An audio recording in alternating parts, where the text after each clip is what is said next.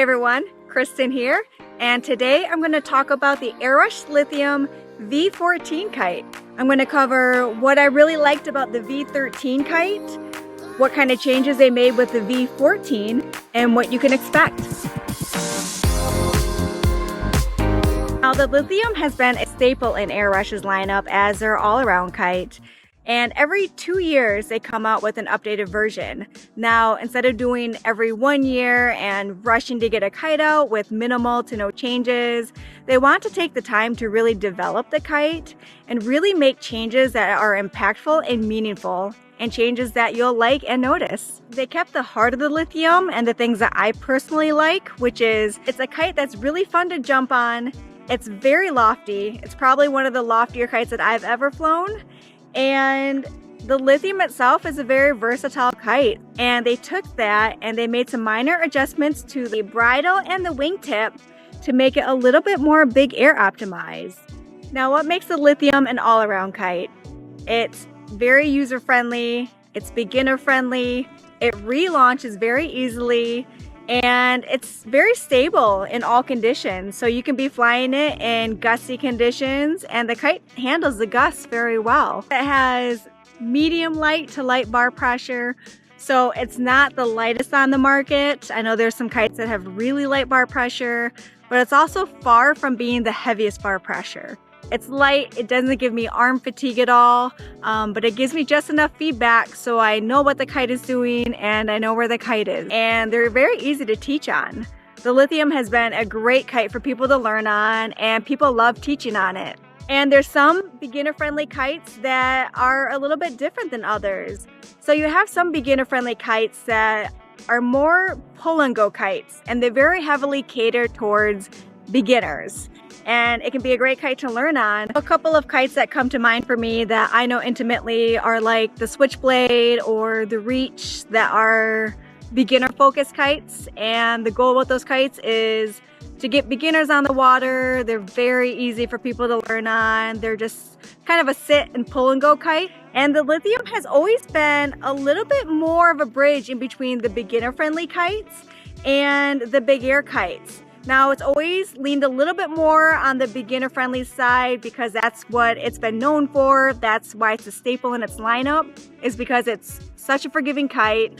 But with these changes that they made to the bridle and the wingtip, still allow the kite to be very beginner-friendly, but it kind of bridges more over into the big air side, and it kind of closes the gap and closes that bridge between the beginner-friendly kites and the big air kites. So if you're somebody who you know how to jump, you're working on various tricks, and you want to start working on kite loops, or you want to work on getting more height and you're not quite sure where to go or where to start, it can be intimidating trying to jump to a big air kite. You know, your skills might not be there yet. The V14 Lithium is a great bridge between learning how to jump and learning how to do kite loops. So the little tweaks that they made allow you to take that next step forward without fully jumping into a big air kite. It's not a pull and go kite.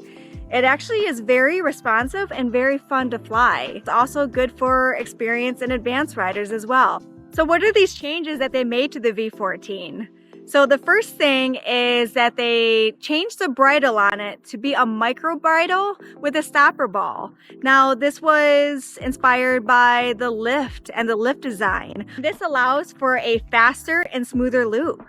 They kind of took that concept and idea from the lift and what makes the lift loop so well, and they added it to the Lithium. So when I was flying it, that was one of my first thoughts is, you know, it still felt like a Lithium, but it did have a little bit more of the lift characteristics. So with the micro-bridle and the stopper ball, it's a smoother loop, but it's still very forgiving. So with the Lithium V13 and the longer bridles, it could be a little bit slower of a catch.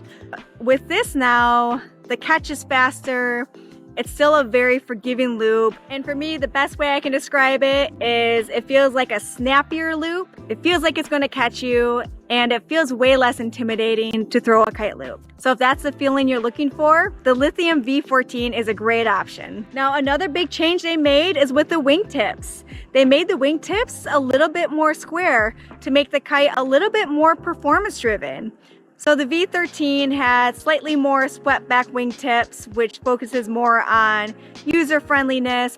And so by squaring off those wingtips, the kite feels a little bit snappier and it feels a little bit more responsive. It has a little bit more of a direct feel, but I feel like it didn't lose any of its stability. I thought it was still really easy to relaunch the kite.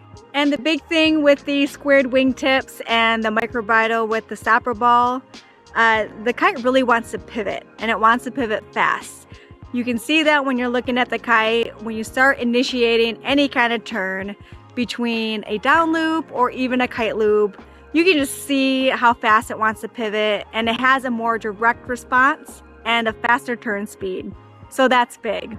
So one of the changes that they made with the V14 is they wanted the kite to be able to hold down as much power as possible, and they wanted bigger riders and heavier riders to also be able to hold down a lot more wind.